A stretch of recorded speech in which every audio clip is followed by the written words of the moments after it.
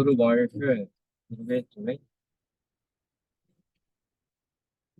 வாழ்க இறைநிலை, வாழ்க பிரபஞ்சம், வாழ்க வையகம், வாழ்க வாழ்க மிக மகிழ்ச்சி. இந்த இனிமையான ஆலயங்களிலிருந்து நாம் ஒரு தெய்வீகமான சிந்தனையை ஆழ்ந்து சிந்திக்க இருக்கிறோம். இது இறைநிலையினுடைய பெருமையை, சிறப்பை உணர்த்துவதோடு மட்டுமின்றி ஒவ்வொரு மனிதனுடைய பெருமையையும் சிறப்பையும் உணர்த்தக்கூடிய ஒரு சிந்தனை. இந்த சிந்தனை உன்னையே நீ அறிவாய் என்ற தலைப்புல நம்ம கொடுத்துருக்கிறோம். நாம் அறியாது இருக்கிறது தான் நம்ம வாழ்க்கையில இருக்கிற எல்லா பிரச்சனைக்கும் காரணம்னு நம்ம எல்லாருக்கும் நல்லா தெரியும். நம்ம எல்லாவற்றையும் அறிஞ்சிடுறோம், ஆனா நம்மை மட்டும் நம்ம அறியறது இல்லை. நம்ம அறியாததால் வந்த விளைவுகள் தான் இவ்வளவு பிரச்சனைகள், துன்பங்கள் எல்லாம் வச்சுக்கோங்க. அப்போ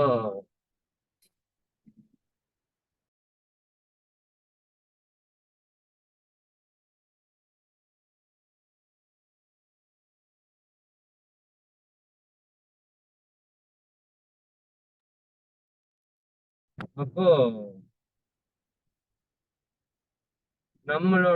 இப்ப நம்மகிட்ட இருக்கிற ஒரு பொருள் எவ்வளவு வேல்யூவானது அப்படின்னு தெரிஞ்சாதான் அந்த பொருளை பாதுகாப்போம், பராமரிப்போம், பொறுப்போடு கடமையோடு செயல்படும், இல்லைங்களா? அந்த விதத்துல மனிதனுடைய உடல், உயிர், மனம், ஆத்மா என அனைத்துமே பாத்தீங்கன்னா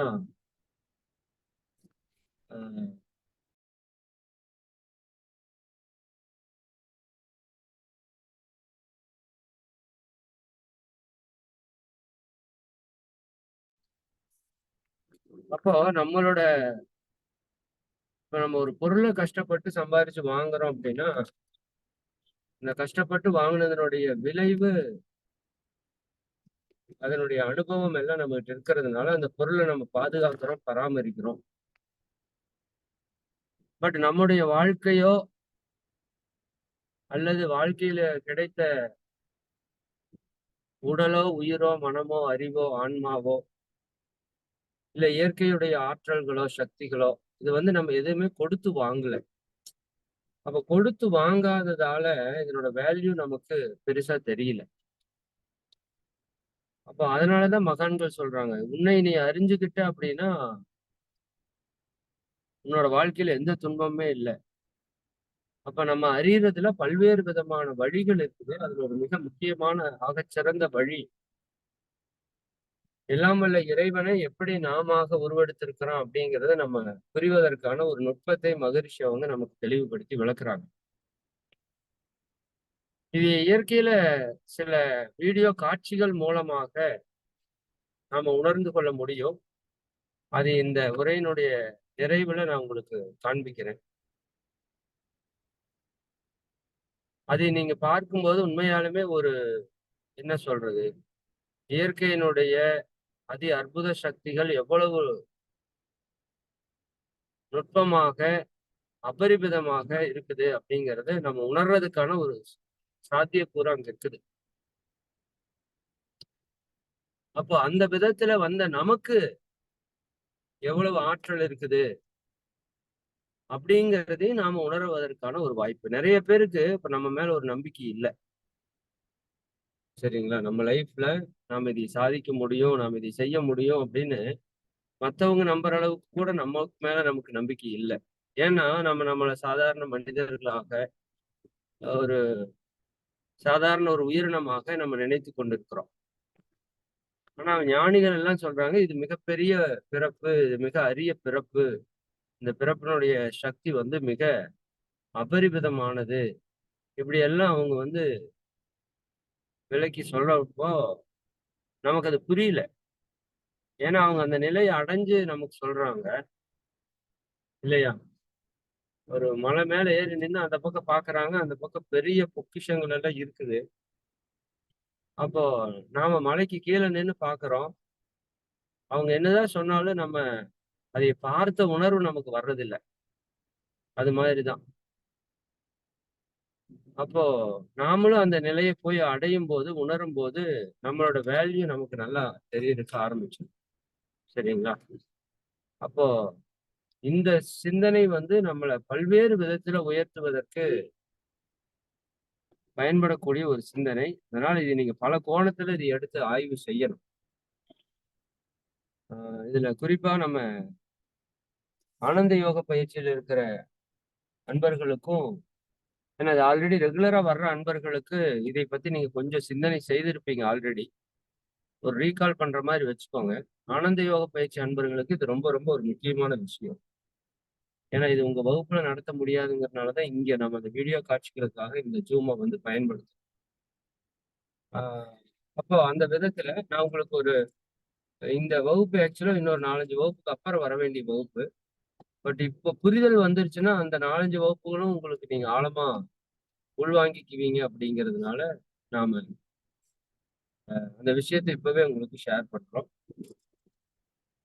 இதுல நான் ஒரு 10 நிமிஷம் நான் உங்களுக்கு இந்த உயிரின தன்மாற்றம் எப்படி நிகழ்ந்தது அப்படிங்கிறத நான் சொல்லிட்டு, அதுக்கப்புறம் அந்த காட்சிகளுக்கு நம்ம செல்லும்போது, உங்களுக்கு இன்னும் புரிதல் நல்லா இருக்கும். சரிங்களா? இதை பற்றி நான் ஒரு குறுகிய நேரம் இப்ப ஒரு 15 நிமிஷம் பேசக்கூடிய உரைய, இதற்கு அப்புறம் உங்களுக்கு வந்து ஒரு 3 மணி நேரம் தனியா பேசுவேன். 2 மணி நேரம் அல்லது 3 மணி நேரம் வகுப்புகள் வந்து நிச்சயமா நடக்கும்.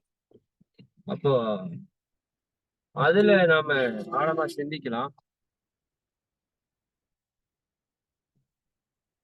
இப்போதைக்கு நான் ஜஸ்ட் அதனுடைய ஒரு இன்ட்ரோ மட்டும் உங்களுக்கு ஆழமா குடுத்துர்றேன். சரிங்களா? சரி. இப்போ பிரபஞ்சம் தோற்றம் வரைக்கும் நம்ம பார்த்திருக்கிறோம். ஓரளவுக்கு. சரிங்களா? அதையுமே ஒரு அடிப்படையானதா தான் பார்த்திருக்கிறோம். எப்படி இறை ஆற்றல் பஞ்சபூதங்களாகி, அந்த பஞ்சபூதங்கள் சேர்ந்து எப்படி பிரபஞ்சமாச்சு, நட்சத்திரங்கள் கோள்களா மாறுச்சு அப்படிங்கிறத நம்ம பார்த்திருக்கிறோம். இல்லையா? இப்போ அந்த பிரபஞ்சத்துல ஒரு கோள்ல பஞ்சபூத சக்தி சரியான விகிதாச்சாரத்துல இணைஞ்சிருக்குது அப்படிங்கிறத நம்ம பார்த்தோம். அது பூமிங்கிறத நம்ம தெரிஞ்சிருக்கிறோம். இந்த பூமியில அந்த சுத்தவெளியுடைய சூழ்ந்தழுத்தும் ஆற்றலால பஞ்சபூத சக்திகளும் ஒன்றாக சூழ்ந்து அழுத்தப்படுகிறது. அப்படி அழுத்தும் போது அந்த பஞ்சபூதம் அங்கேயும் சரியான விகிதாச்சாரத்தில் இணைந்த போது அங்கு ஒரு உயிர் தோன்றுகிறது. அதுதான் இந்த பிரபஞ்சத்துல முதல் முதல் உயிர்ன்னு வச்சுக்கோங்களேன். அப்ப முதல் முதல்ல தோன்றின அந்த உயிர், அந்த உயிருக்கு என்ன ஒரு ஆற்றல் கிடைக்குது அப்படின்னா, இந்த நான்யார் தத்துவத்துல உங்களுக்கு ஒரு விஷயத்த நான் தெளிவுபடுத்தி இருப்பேன். எல்லாம் வல்ல இறைவனுடைய பேரறிவும் பேராற்றலும் தான் இறை துகளாக, விண்ணாக, பஞ்சபூதங்களாக, இந்த பிரபஞ்சமாக மலர்ச்சி பெற்றிருக்குது. அப்ப அந்த இறைநிலையினுடைய பேரறிவு இந்த பூமியா வந்தபோது எப்படி வெளிப்பட்டது அப்படின்னா, இந்த 3 வார்த்தைகள் நீங்க கேள்விப்பட்டிருக்கலாம். வடிவம், துல்லியம், இயக்க ஒழுங்கு என்று ஒரு 3 விதமாக அந்த இறைவனுடைய பேரறிவு வெளிப்படுது. இப்ப பூமிக்கு ஒரு வடிவம் இருக்குது. பாருங்க. அதே மாரி பூமிக்கு ஒரு தன்மை இருக்குது. கேரக்டர் இருக்குது. அதே போல பூமிக்கு ஒரு இயக்க ஒழுங்கு இருக்குது. ஆர்டர் ஆஃப் ஃபங்ஷன்னு சொல்றோம். சரிதானுங்களா? பேட்டர்ன், பிரிசிஷன், ரெகுலாரிட்டி அப்படின்னு மகரிஷி சொல்லுவாங்க. இப்ப எந்த ஒரு பொருளை எடுத்தீங்கனாலும் அதுக்கு ஒரு வடிவம் இருக்கும் பாருங்க. இது எது அந்த வடிவத்தை கொடுத்ததுன்னா, அதுக்குள்ள இருக்கிற அறிவு. ஒரு ஆப்பிள் பழத்தை எடுத்துட்டீங்கன்னா, அதனோட ஷேப். ஒரு ஆரஞ்சு பழம் எடுத்துக்கோங்க. உள்ள அதுக்கு ஒரு வடிவம். ஒரு மாதுளம்பழம் எடுத்துக்கோங்க. அதுக்கு ஒரு வடிவம். இப்படி இந்த உலகத்துல எந்த பொருள் எடுத்தாலும் அணு முதல் அண்டம் வரைக்கும் எல்லாத்துக்கும் ஒரு குறிப்பிட்ட வடிவம் இருக்கு. இந்த வடிவம் எப்படி வந்தது? இப்போ நீங்க ஒரு களிமண் சிலை பண்றீங்கன்னா, அதுக்கு ஒரு வடிவம் இருக்குது அப்படின்னா, அந்த வடிவம் எப்படி வந்தது? அப்படின்னா அந்த மனிதன் அறிவை கொண்டு அந்த வடிவத்தை உருவாக்கி இருக்கிறான். அப்போ ஒரு வடிவம் சரியா அமையணும் அப்படின்னா அதற்கு ஒரு அறிவு வேண்டும் அப்படிங்கிறத நம்ம தெளிவா புரிஞ்சுக்கலாம். ஒரு எழுத்து அழகா எழுதுறாங்க அப்படின்னா அதுக்கு அறிவோட எழுதுறான்னு சொல்றோம். கிறுக்கி எழுதுனா அறிவில்லையான்னு கேட்கிறோம் இல்லையா? ஒரு குயவன் பானை செய்யறான், கரெக்டான ஷேப்பா பண்ணா என்ன ஒரு அறிவு அப்படின்னு பாராட்டுறோம். அதே கசமுசான்னு செஞ்சா அறிவு இல்லாதவன்னு சொல்றோம்.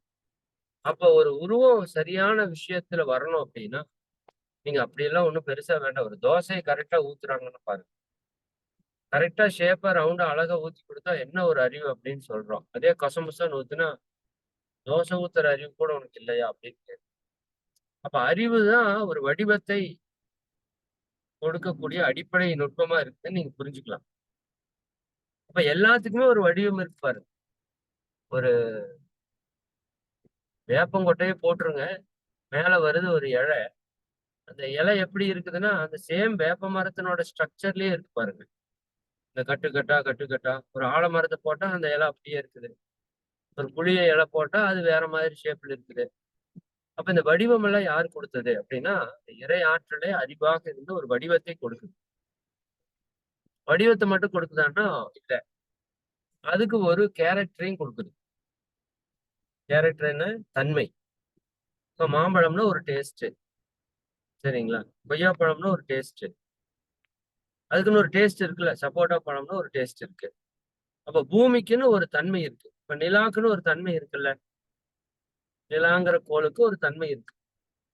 இப்ப ஆப்பிள்ல இருக்கிற அணுக்கள் எல்லாம் கூடி அங்க ஒரு கேரக்டர் உருவாக்குது. ஆப்பிளோட டேஸ்ட், ஸ்மெல் இதெல்லாம் உருவாக்குது. இது கேரக்டர், சரிங்களா? அப்ப அந்த தன்மையா எது இருக்குதுன்னா அந்த அறிவு தான் இருக்குது, சரிங்களா? அறிவே தான் வடிவமாக இருக்குது. அந்த அறிவு தான் சரியான தன்மையாக இருக்கு, குணமாக இருக்கிறது. உப்பு எடுத்து வாயில வச்சா கரிக்குது, தேன் எடுத்து வாயில வச்சா இனிக்குது. அப்ப அதுக்குள்ள ஒரு தன்மையாக அந்த இறையாற்றலே இருக்குது. அப்போ பேரறிவு வடிவமாக தன்மையாக இருக்குது. மூணாவது ரெகுலாரிட்டி. ரெகுலாரிட்டின்னா என்ன? இயக்க ஒழுங்கு, ஆர்டர் ஆஃப் ஃபங்க்ஷன் அப்படின்னு மகிழ்ச்சி சொல்லுவாங்க. எல்லாம் பர்ஃபெக்டா தப்பில்லாம செயல் செய்து பாருங்க. பூமி சுத்துது, நம்ம அடிக்கடி சொல்லியிருக்கிறோம். 365 நாளுக்கு ஒரு முறை சுத்திட்டு வருது. யாரும் போய் அதிக நீ ஏன் முன்னாடி போன சுத்தின பின்னாடி போய் சுத்தினு கேட்கிற அளவுக்கு அங்க ஒண்ணும் செயல் இல்லை. ஒரு அமாவாசை வருது, சரியா சொல்லி வச்ச நாள்ல வருது. 1000 வருஷத்துக்கு அப்புறம் அமாவாசை என்னைக்கு தான் உங்களால கணிக்க முடியும்னா அதே அன்னைக்கு தான் வருது. அப்ப இதனோட இயக்கம் எல்லாம் எப்படி பர்ஃபெக்டா இருக்குது. பர்ஃபெக்ஷன் அப்படின்னு சொல்றோம் இல்லைங்களா? இயற்கை எல்லா இடத்துலயுமே பர்ஃபெக்ஷனா இருக்குது. இப்ப எது இந்த பர்ஃபெக்ஷனா?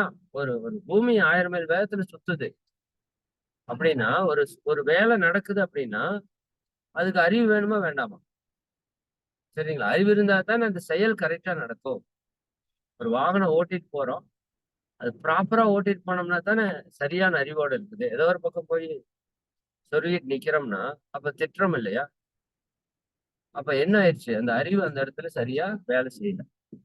இப்ப இயற்கையில எல்லாமே அறிவினுடைய வெளிப்பாடா இருக்கிறதுனால அணு முதல் அண்டம் வரைக்கும் எல்லாத்துலயும் அந்த அறிவு ஒரு வடிவமாக, ஷேப், ஒரு துல்லியமாக, கேரக்டர், ஒரு இயக்க ஒழுங்காக, சரிங்களா? ஒரு ஆர்டர் ஆஃப் ஃபங்க்ஷன் என்ற அளவிலே ஒரு ரெகுலாரிட்டியா அது வேலை செஞ்சுட்டு இதான் அறிவு இப்படி அந்த இறை ஆற்றல் நிலமா வந்த வரைக்கும், பஞ்சபூதமா பூமியா வர்ற வரைக்கும் இந்த மாதிரி தான் இருந்தது.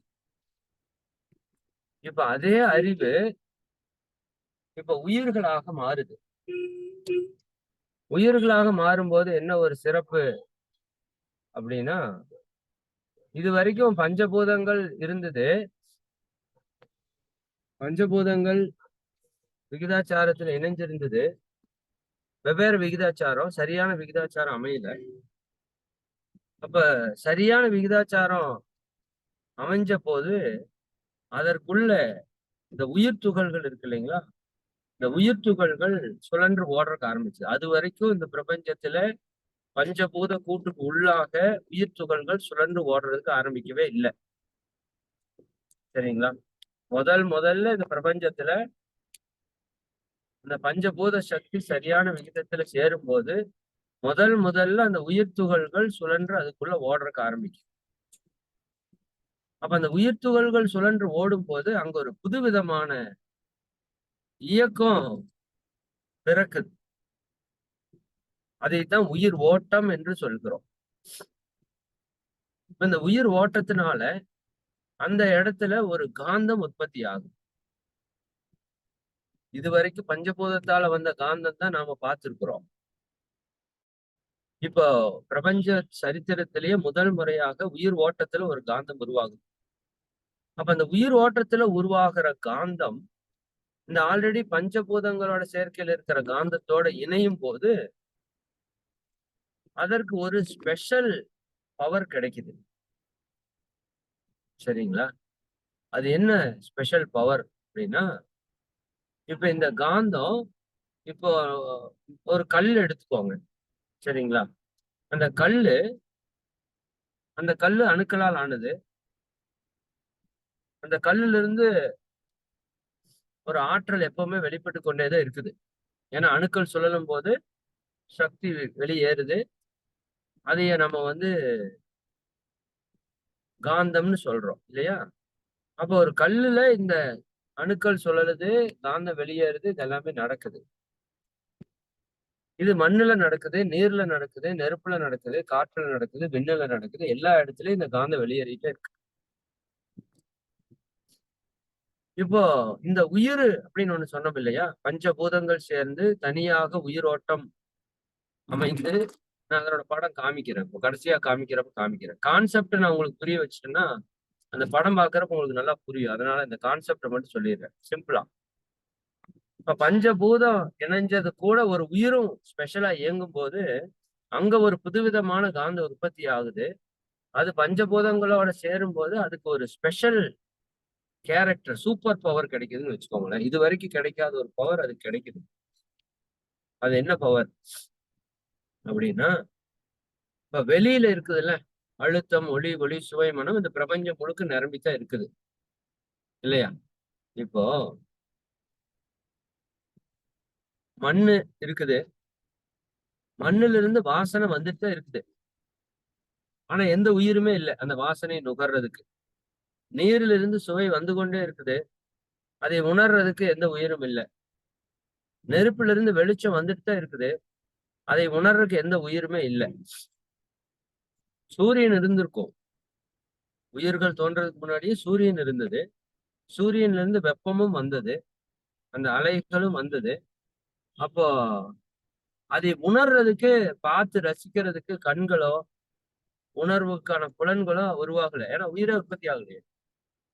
அப்ப வரைக்கும் பஞ்சபூதங்கள் இருந்து வந்த காந்த ஆற்றல் இருந்தது. பட் அந்த பஞ்சபூதங்களை உணர்வதற்கான புலன்கள் நமக்கு வரல. இப்ப முதல்ல அந்த உயிர் உருவான போது அதுக்கு உணரக்கூடிய சக்திய இந்த அறிவு அதுக்குள்ள இருக்குது, ஆல்ரெடி இருக்குது. நல்லா புரிஞ்சுக்கோங்க. இப்ப இறைநிலைக்குள்ள எல்லாமே அடங்கி இருக்குது. ஒரு வடிவத்தை கொடுக்கிற அறிவு, ஒரு துல்லியத்தை கொடுக்கிற அறிவு, ஒரு ஒரு விஷயத்த சரியா இயக்குற ரெகுலாரிட்டி என்று சொல்லக்கூடிய ஒழுங்காக இயக்கக்கூடிய ஒரு அறிவு எல்லாமே அதுக்குள்ள இருக்குது. பட் காலம் வந்தா தான் அது வெளிப்படும் இல்லையா? ஒரு விவசாயம் பண்றீங்க அப்படின்னா ஒரு வாழைக்கண்ணு வச்சீங்கன்னா உடனே கொலை ஈனாது இல்லை. அதுக்குன்னு ஒரு காலம் இருக்கு. அந்த குறிப்பிட்ட காலத்துல அது வெளிப்படும். அது வரைக்கும் பொறுமையா இருக்கு. ஒரு 2 மாசத்துல கண்ணு ஈனலைன்னு சொன்னோம்னா அது ஒரு சரியான விஷயமா இருக்காது. அது இவ்வளவு நாள்ல நடக்கணும்னு இயற்கைக்கு அதுக்கு ஒரு சட்டம் வச்சிருக்கலாம். அது மாதிரி இந்த இறைநிலைக்குள்ள எல்லாமே அடங்கி இருக்குது. அப்போ அது வெளிப்படுறதுக்கான காலம் இந்த உயிர் உருவானப்பதான் வருது. சரிங்களா? இப்போ பூமியில பெட்ரோல் கண்டுபிடிச்சாங்கன்னு சொல்றோம்.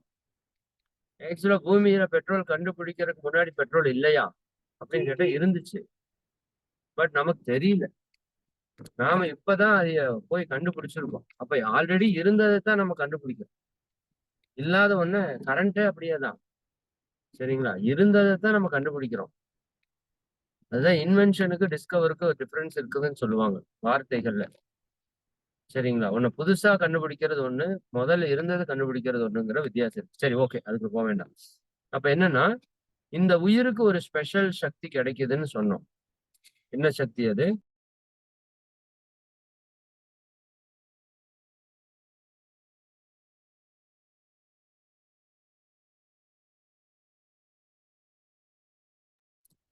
அப்ப இந்த உயிர் முதல்ல தோன்றினப்ப அதுக்கு ஒரு ஸ்பெஷல் பவர் கிடைக்குது. சூப்பர் பவர்னு வச்சுக்கோங்களேன். என்ன பவர்? அது உணர்வதற்கான ஒரு ஆற்றல் கிடைக்குது. அது வரைக்கும் பிரபஞ்சத்துல உணர்தல் அப்படிங்கிற ஒண்ணு நிகழவே இல்லை. பஞ்சபூதங்கள் வந்துச்சு, அங்க உணர்வு வரல. சரிங்களா? அப்ப உணர்வு வராத போது அந்த இயற்கை ஒரு குறிப்பிட்ட அளவுல எல்லை கட்டி நின்றுச்சு. இப்ப முதல்ல உயிர் தோன்றி அதிலிருந்து வந்த காந்தம் வெளியிலிருந்து வந்த காந்தத்தோடு இணைந்து ஒரு அழுத்தத்தை உணர்கிறது. இது வந்து மிகப்பெரிய ஒரு ஒரு மகிழ்ச்சி. அந்த இறைநிலை பல 1000 லட்சம் ஆண்டுகளாக தன்மாற்றம் பெற்று வந்துட்டே இருக்குது. எதுக்கு? தன்னை உணர்வதற்கு. அப்போ தன்னை உணர்வதற்கு இத்தனை 1000 லட்சம் ஆண்டுகளா அது வந்த போதும் அதுக்கு உணர்வு அப்படிங்கிறது கிட்டல. அப்ப உணர்வு கிட்டாத போது அது என்ன பண்ணுது? அதுக்கு ஒரு தோல்வி நடக்குது. சரி, உணர்வு கிட்டாத போது அதுக்கு ஒரு தோல்வி. பல 1000 லட்சம் ஆண்டுகளாக அது தோல்வியை தழுவிட்டு இருக்கு. இதை நீங்க புரிஞ்சுக்கணும். இறைநிலையே பல 1000 லட்சம் ஆண்டுகளா தோல்வியை தழுவி, அது தோல்வின்னு சொல்லக்கூடாது. நம்ம பாசிக்கா புரிதலுக்காக நான் சொல்றேன் தோல்வின்னு. அது தோல்வி கிடையாது. ஒவ்வொன்றுமே இறைநிலையில வந்து வெற்றி தான். சரிங்களா? ஆனா நாம வெற்றின்னு வேற ஏதாவது ஒண்ணு நினைச்சுக்கிட்டு நம்ம தோல்வின்னு சொல்றோம். இப்ப இறைநிலை ஒவ்வொரு ஸ்டேஜா கடந்து பல 1000 லட்சம் ஆண்டுகளா கடந்தது. இன்னைக்கு முதல்ல ஒரு உணர்வு கிடைக்குதுன்னா அது எப்படி இருக்குன்னு சொல்லுங்க. சரிங்களா? அவ்வளோ ஒரு மகிழ்ச்சி அது கிடைக்குது. பட் இந்த இடத்துல என்ன ஒரு சின்ன சிக்கல் ஆச்சுன்னா, அது தன்னை உணர்றதுக்கு தானே இந்த இந்த டிராவலே பண்ணுச்சு. பட் இப்ப வந்து அது உணர்ந்தது தன்னை உணரல. அப்ப எதை அது உணர்ந்தது அப்படின்னு கேட்டா, தன்னிலிருந்து வந்த விண். சரி, இறைநிலையிலிருந்து வந்த விண்ணு, அந்த விண்ணிலிருந்து ஒரு காந்தம் வந்தது பாருங்க, அழுத்தம். இத பத்தி எல்லாம் நான் டீப்பா பேசுறேன். இப்போதைக்கு சிம்பிளா புரிஞ்சுக்கோங்க. விண்ணிலிருந்து வந்த அழுத்தத்தை அது உணர்ந்தது.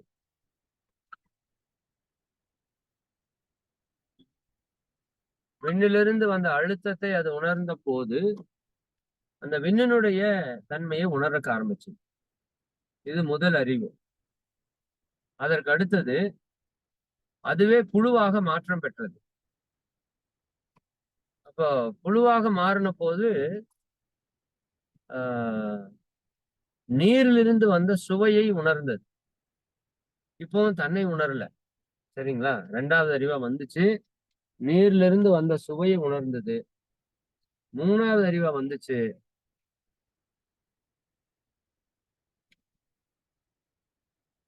மூக்கு. 3வது அறிவாக மூக்கு. அது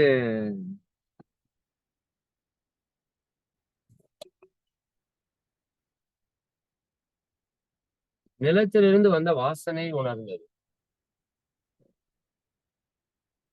4வது அறிவு கண்கள். அது நெருப்பிலிருந்து வந்த வெளிச்சத்தை உணர்ந்தது. 5வது அறிவு காதுகள். அது காற்றிலிருந்து வந்த ஓசையை உணர்ந்தது. சரிங்க, அது நான் டீப்பா உங்களுக்கு வகுப்புல தெளிவா விளக்குறேன். நீங்க புரிஞ்சுக்க வேண்டியது என்னன்னா, பஞ்சபூதங்கள், அதிலிருந்து அழுத்தம், ஒளி, சுவை, மனம் இது வந்துருச்சு. அதை உணர்வதற்கு உயிர்களுக்கு புலன்கள், தோல், நாக்கு, மூக்கு, கண், காது என்று புலன்கள் உருவாயிருச்சு. சரிங்களா? அப்போ இப்ப 5 அறிவு வரைக்கும் வந்துருச்சு. 5 அறிவுல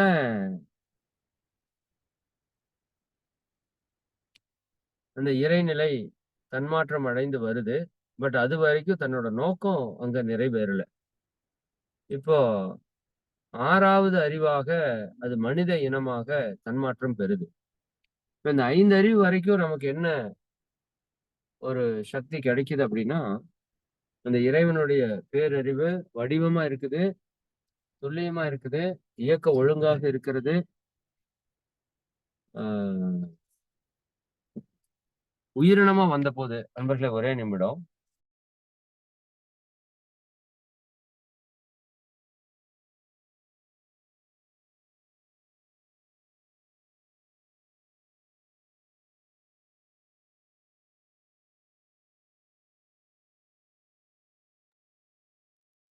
வாழ்க வளமுடன்.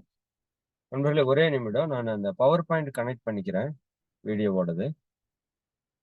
ஒரு நிமிஷம் அமைதியா இருங்க. நான் இப்ப சொன்ன விஷயத்த நீங்க மனசுல சிந்திங்க. பஞ்சபூதங்கள், பஞ்ச தன்மாற்றங்கள், 5 புலன்கள், இப்ப 6வது அறிவா இருக்கிற மனிதன், இந்த இதை கனெக்ட் பண்ணுங்க. ஒரு 2 நிமிஷம் நானு இந்த வீடியோ கனெக்ட் பண்ணிக்கிறேன்.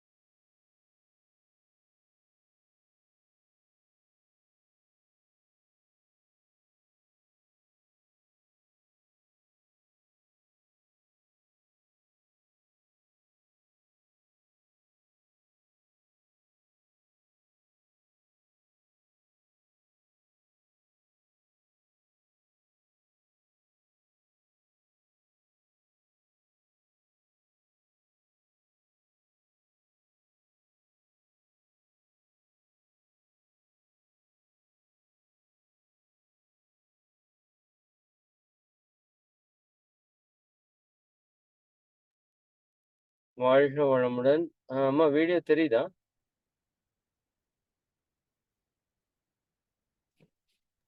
ஐயா தெரியலங்க ஐயா. தெரியல. ஆமா. சரி, நான் வேற ஒரு நம்பர்ல இருந்து கனெக்ட் பண்றேன். அது கோகோஸ் மட்டும் கொடுங்கம்மா. சரிங்க.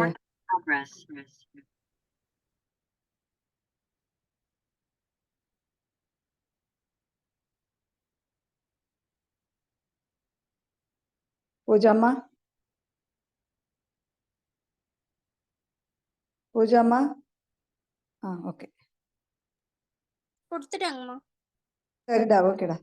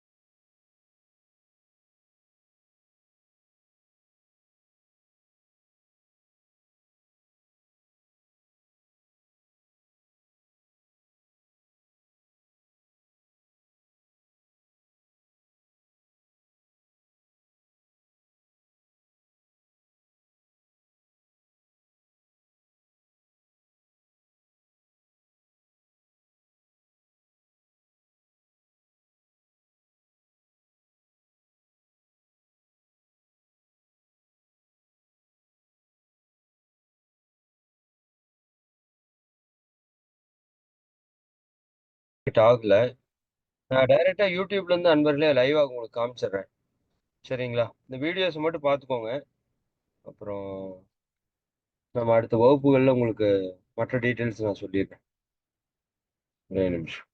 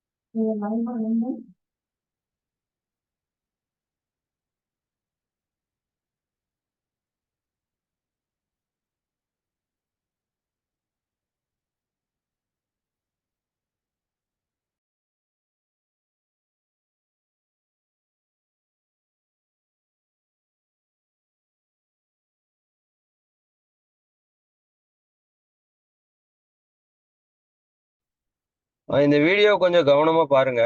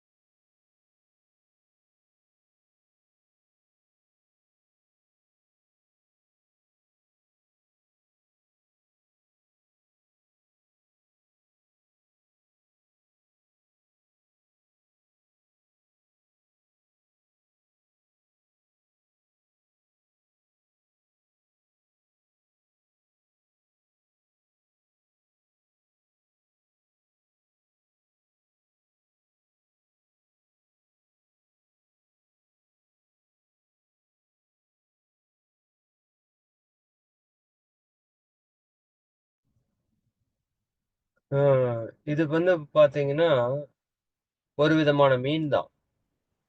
இது வந்து சேற்றழைவான் அப்படின்னு தமிழ்ல சொல்லுவோம். மட் ஸ்கிப்பர் ஃபிஷ் அப்படின்னு சொன்னீங்கன்னா நெட்ல போட்டீங்கன்னா வரும்.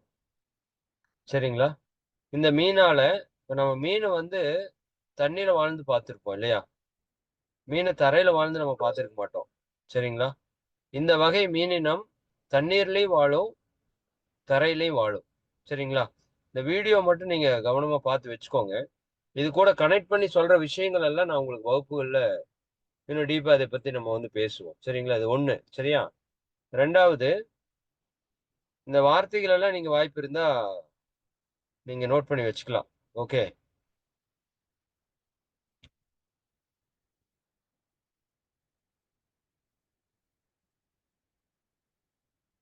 வாட்டர் ஸ்டிட்டர் அப்படின்னு போட்டீங்கன்னா ஒரு விதமான இந்த பூச்சிகள் நீங்க நிறைய பார்த்திருக்கலாம். சரிங்களா?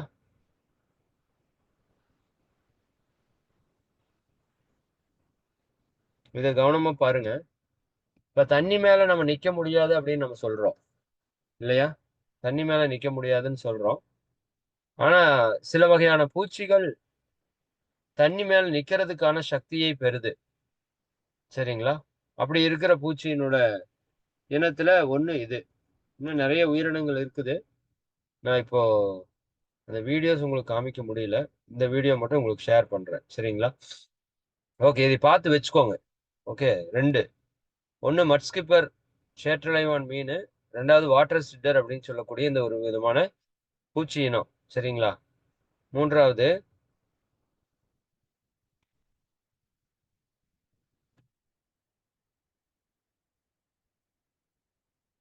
ஓகே.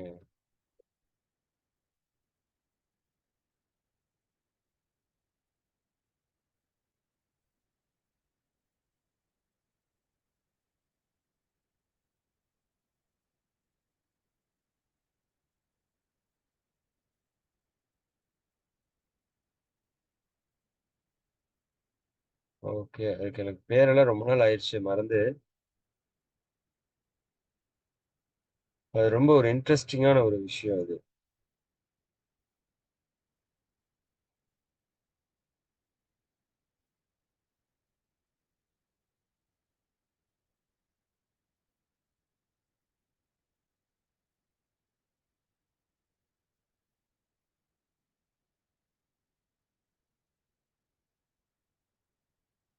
Okay, okay.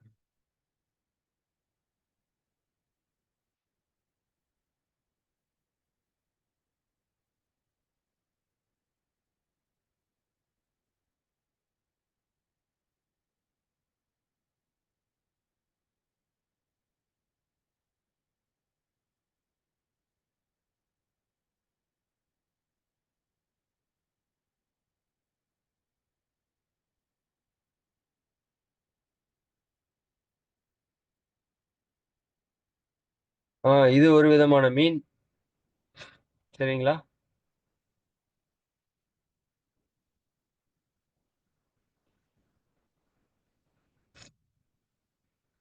இந்த மீன்கள் ஆ தண்ணீலே வாழும், தரையிலே வாழும். அது மட்டும் இல்ல. சரிங்களா? இது வந்து தண்ணியும், நீரும், ஆ காற்று இல்லாத போது கூட ஜீவசமாதிங்கிற அளவுக்கு இந்த மீன்கள் வந்து வாழும். சரிங்களா? அத பத்தி எப்படிங்கிறத நான் சொல்றேன். இதுக்கு ஒரு அற்புதமான இன்னொரு வீடியோ இருக்குது. அந்த வீடியோ எனக்கு கிடைக்க மாட்டேங்குது. இது உள்ளிருந்து மீன எடுத்து வச்சு போடல. சரிங்களா? இந்த மாதிரி மீன்கள் நிலத்துக்குள்ள இருக்க முடியும் அதனால. அதுக்கு அப்படி ஒரு சூப்பர் பவர்ஸ் வந்து கிடைச்சிருக்கு. இதனுடைய அடுத்த வெர்ஷன் தான் நாம உருவாகியிருக்கிறோம். அப்படிங்கிறதுக்காகத்தான் இந்த வீடியோஸ் உங்களுக்கு வந்து காமிச்சிட்டு இருக்கோம். சரிங்களா? இதெல்லாம் உண்மையாவே இருக்கிற விஷயம். அ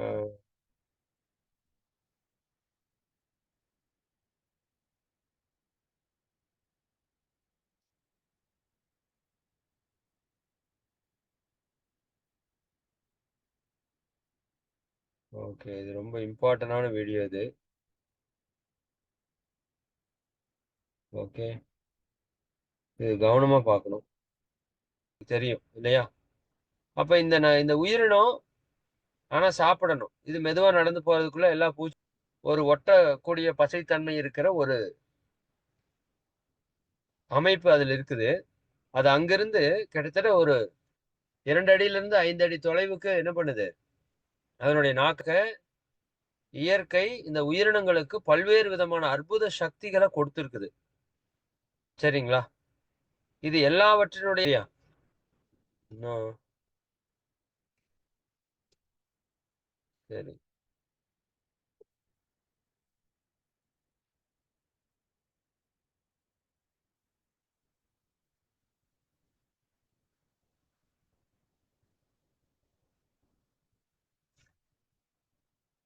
அது இயற்கையுடைய பேரறிவு, இந்த பேராற்றல்.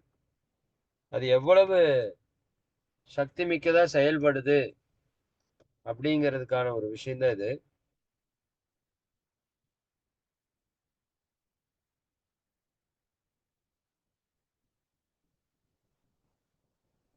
இத கவனிங்க. நாக்கு பாருங்க. இங்கிருந்து அங்க போகுது. இந்த பூச்சிய புடிச்சிட்டு வருது. இதனோட கண்கள் நீங்க பார்த்திருக்கீங்களா? பச்சோந்தியுடைய கண்கள். அது மிக மெதுவா தான் நகரும். ரொம்ப ரொம்ப மெதுவா தான் நடக்கும் அது. அது இயல்பு.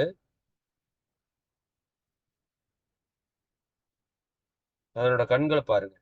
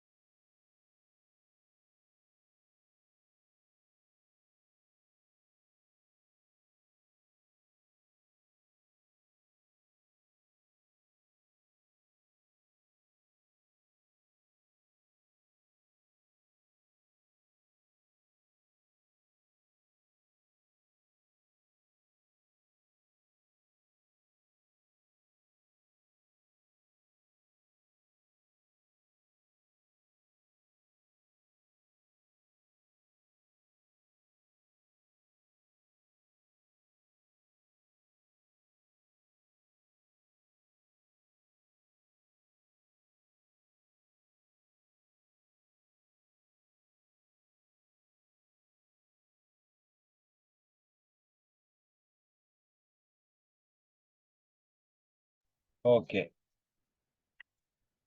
சரி. இது மாதிரி நிறைய வீடியோஸ் இருக்கு. நான் உங்களுக்கு குரூப்லயே இதை வந்து ஷேர் பண்ணி விடுறேன். சரிங்களா? நான் இப்போ காமிக்க நினைச்ச வீடியோவெல்லாம் வேற.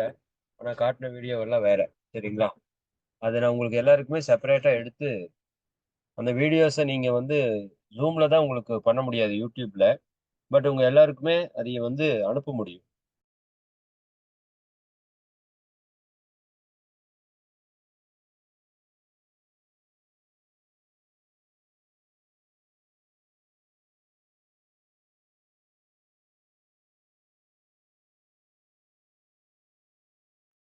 அதை அனுப்புறதை விட ரொம்ப முக்கியம் அதை நம்ம பார்க்கணும்.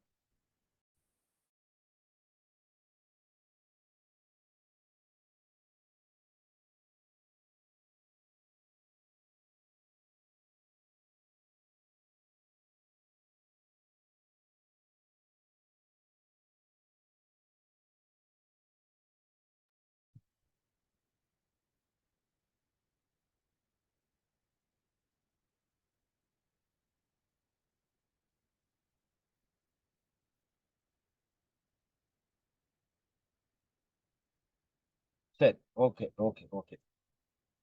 மன்னிக்கணும். சரி. இப்ப நான் உங்களுக்கு அந்த வீடியோஸ் எல்லாமே நாளைக்கு நம்ம எல்லா குரூப்லயும் வர மாதிரி ஷேர் பண்ணி விடுறேன். ஓகேங்களா? அந்த வீடியோஸ 1க்கு 2 முறை தெளிவா பார்த்துட்டு வாங்க. நான் அடுத்த உங்களோட வகுப்புகள்ல இதுல இப்ப ஈவினிங் செஷன் வர்றவங்க கூட வாய்ப்பு இருந்ததுன்னா, ஆ வியாழக்கிழமை மதியானம் ஒரு 12:45க்கு ஜாயின் பண்ணுங்க. சரிங்களா? வியாழக்கிழமை மதியானம் 12:45 to 1:30. அதே மாதிரி சனிக்கிழமை. இந்த 2 நாள் வகுப்பு அட்டெண்ட் பண்ணீங்கன்னா, இப்ப நான் சொல்ல வந்த விஷயம், அந்த இறைவனுடைய பேரறிவு வள்ளலார் ஒரு இடத்துல சொல்லுவார். எங்கெங்கு இருந்து உயிர் ஏதேது வேண்டினும் அங்கங்கு இருந்தாரு அருட்பெரும் ஜோதி என்று. அதாவது அந்த உயிர் எங்கெங்க இருந்து எது எதெல்லாம் வேணும்னு கேக்குதோ அந்த இறை ஆற்றல் அங்கங்க இருந்து அந்த விஷயத்தை எல்லாம் கொடுத்துரும் அப்படிங்கிறது இயற்கையுடைய நியதி. ஏன்னா கேட்கறது மாதிரி சொல்லுவாங்க, ஃபிராக்ஷன் டிமாண்ட்ஸ் டோட்டாலிட்டி சப்ளை என்று சொல்லுவாங்க. சரிங்களா? அதாவது பின்னம் கேட்டால் முழுமை அதை கொடுக்கும்னு சொல்லுவாங்க. அப்ப எந்தெந்த உயிருக்கு எங்கெங்க இருந்து என்னென்ன தேவை இருக்குதோ அத்தனை இறையாற்றல் கொடுத்துட்டே இருக்குது. நல்லா புரிஞ்சுக்கணும் இந்த இடத்த நீங்க. ஒரு ஆடு ஒரு குளிர் தேசத்துல வாழுது. அது குளிர் தாங்க முடியல. அதனுடைய அகம் ஏங்குது. ஐயோ இறைவன், எனக்கு குளிர் அதிகமா அடிக்குதே, என்னை எப்படியாச்சும் சரி பண்ணி காப்பாத்துன்னு கேக்குது. உடனே இறைவன் அதுக்கு ஒரு தோலை கொடுக்குறான். செம்மறி ஆடுகள், கம்பளி ஆடுகளை பாருங்க. அதுகளுக்கு தோல் அவ்வளோ ஸ்ட்ராங்கா குளிர் தாக்காத அளவுக்கு இருக்குது. இதே நார்மலான வெப்பநிலையில இருக்கிற தேசத்துல இருக்கிற ஆடுகள் பாருங்க, அதற்கு தோல் அந்த அளவுக்கு ஹெவியா இல்ல.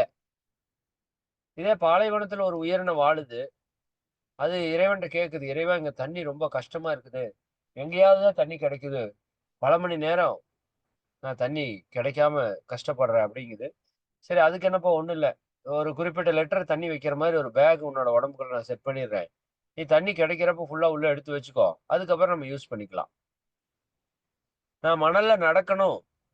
என்னால சாதாரணமான கால்களை வச்சுட்டு நடக்க முடியல. அப்ப உனக்கு மணல்ல நடக்கிறதுக்கான கால்களை இயற்கை ஒட்டகத்துக்கு கொடுக்குது. சரிங்களா? உயர்ந்த இடத்துல இருக்கிற கீழ எல்லாம் தாவரங்கள் எல்லாரும் சாப்பிட்டுறாங்க. எனக்கு சாப்பாடே இல்ல. எனக்கு மேலதான் தாவரம் இருக்குது. ஆனா அது எனக்கு எட்டல அப்படின்னு சொல்லி ஒரு உயிர் ஏங்குது. அப்படியா? அதெல்லாம் பிரச்சனை இல்லப்பா. இந்தா வச்சுக்கோ. கழுத்தை ரொம்ப தூரம் நீட்டி நீ ஒட்டகச்சிவிங்கி மாதிரி மாறிக்கோ. கால்கள் உனக்கு ரொம்ப உயரமா கொடுக்குறேன். நீ மேல இருக்கிற தலைகளை கூட சாப்பிட முடியும். அப்படின்னு அந்த உயிர்கள் இப்படி நீங்க யோசிச்சீங்கன்னா, ஒரு கொக்கு ஏன் வெள்ளையா இருக்குது அப்படின்னு யோசிச்சு பாருங்களேன். அது போய் வெயில்லயே பல மணி நேரம் நிக்கணும். கொக்குக்கு ஏன் கால் ஒல்லியா இருக்குது அப்படின்னா, அது அந்த தண்ணியில ஆடாம அசையாம நிக்கணும். அப்பதான் அந்த மீனை பிடிக்க முடியும்.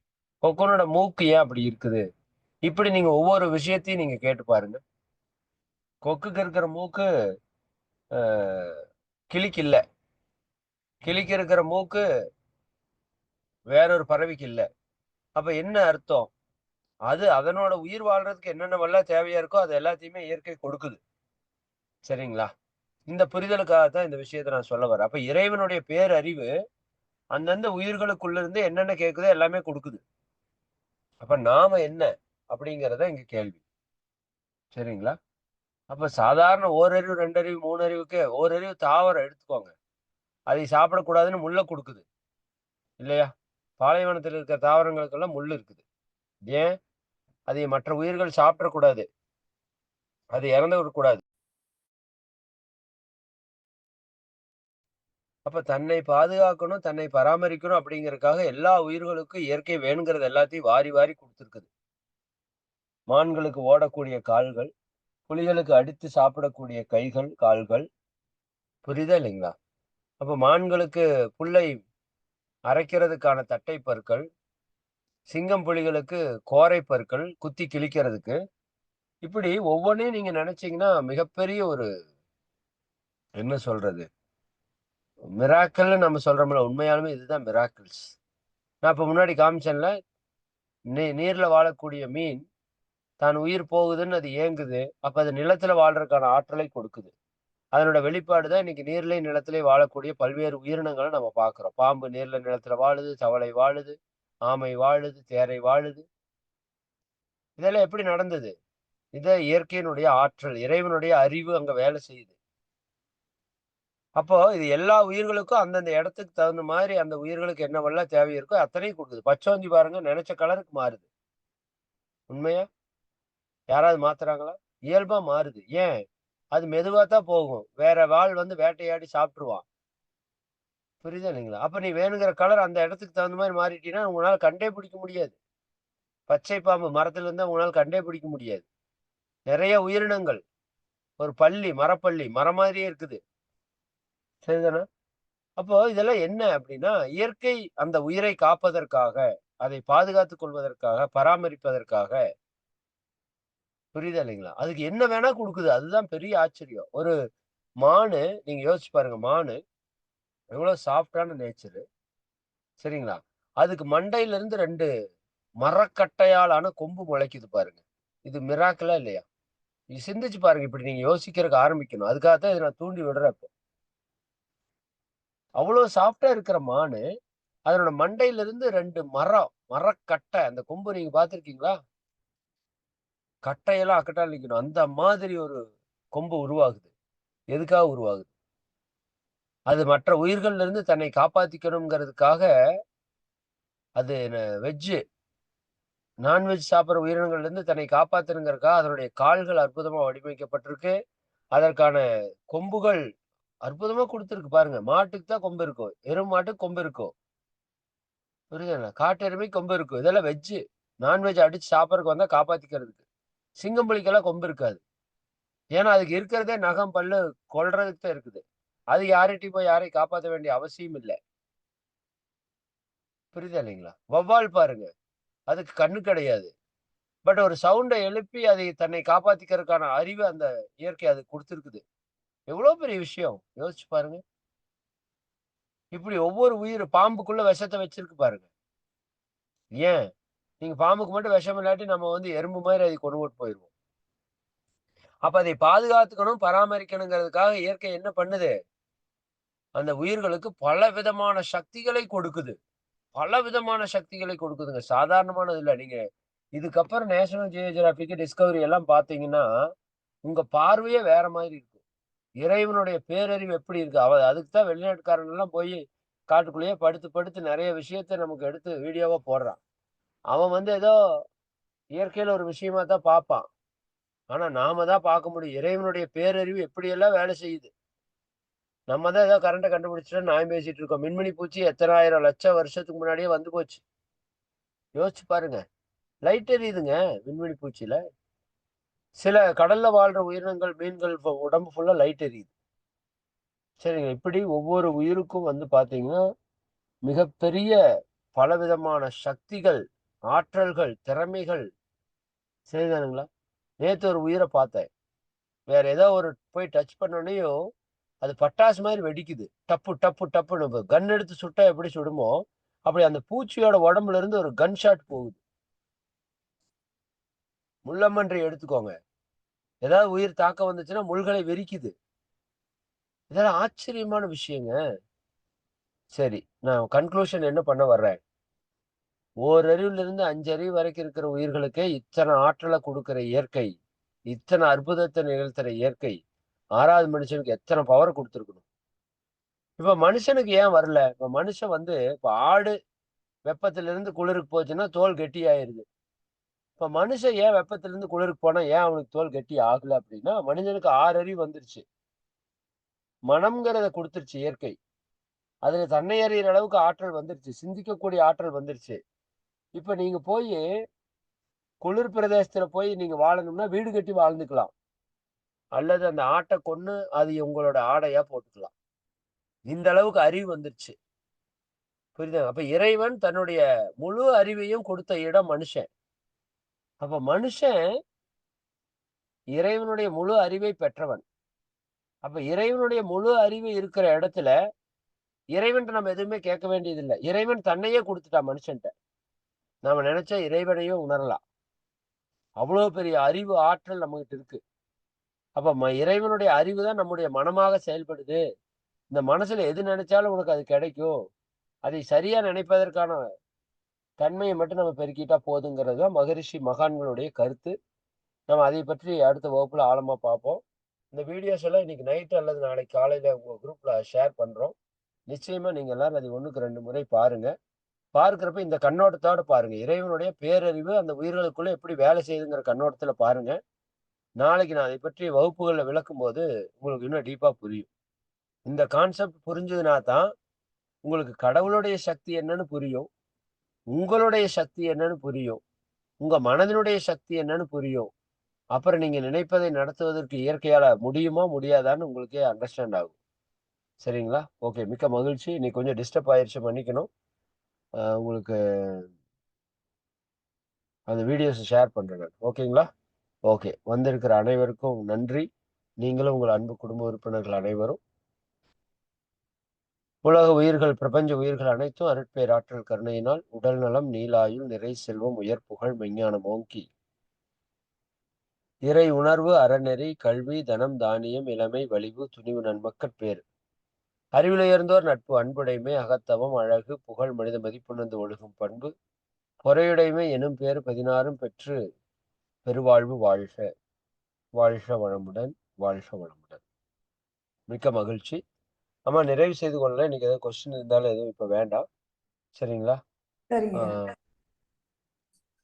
ஓகே. நீங்க நிறைவு பண்ணிக்கோங்க. மகிழ்ச்சி. அனைவருக்கும் நன்றி. வாழ்க வளமுடன். வாழ்க வளமுடன். வாழ்க வளமுடன் ஐயா. ஆமா, ஒரே நிமிஷம். நண்பர்களே, இந்த மார்ச் 28ஆம் தேதி நாம ஒரு பெரிய நிகழ்வு ஒண்ணு திட்டமிட்டு இருக்கிறோம். அதனோட ஒரே ஒரு அறிவிப்பு மட்டும், இப்ப நம்ம ஒரு 20 அமைப்புகள் இருந்து அன்பர்களை வர வச்சு நம்ம ஜூம்ல பேச வைக்கிறதுக்கு முயற்சி பண்றோம்.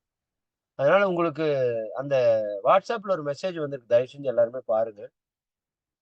இப்ப உங்களுக்கு தெரிஞ்ச ஆன்மீக அமைப்புகள், இப்ப வேதாத்திரி மகரிஷி, இறை சாதனை மார்க்கம் மாதிரி இன்னும் நிறைய ஆன்மீக அமைப்புகள் இருக்குது. ஈஷா இருக்குது, வாழும் கலை இருக்குது, இன்னும் பிரம்மகுமாரிகள் இயக்கம் இருக்குது, ரமணரோட அமைப்பு இருக்குது. இப்படி இருக்கிற அமைப்புகள்ல உங்களுக்கு ஏதாவது தொடர்பு இருக்குது, ஆசிரியர்கள் தொடர்பு இருக்குதுன்னா நீங்க தயவு செஞ்சு என்னோட எண்ணுக்கு தொடர்பு கொண்டு சொல்லுங்க. அவங்க எல்லாரையும் நம்ம கூட்டிட்டு இங்க உலக அமைதிக்கான ஒரு கருத்தரங்கு பண்றதுக்காக போட்டிருக்கோம். அது வாட்ஸ்அப் மெசேஜ் போட்டிருக்கோம். எல்லாரும் தயவு செஞ்சு கொஞ்சம் பாருங்க. மகிழ்ச்சிமா. வாழ்க வளமுடன். நன்றிங்க ஐயா. வாழ்க வளமுடன். ஐயாவை வாழ்த்திட்டு நம்ம அறிவிப்புகள் நிகழ்ச்சி நிறைவுக்கு செல்லலாம்.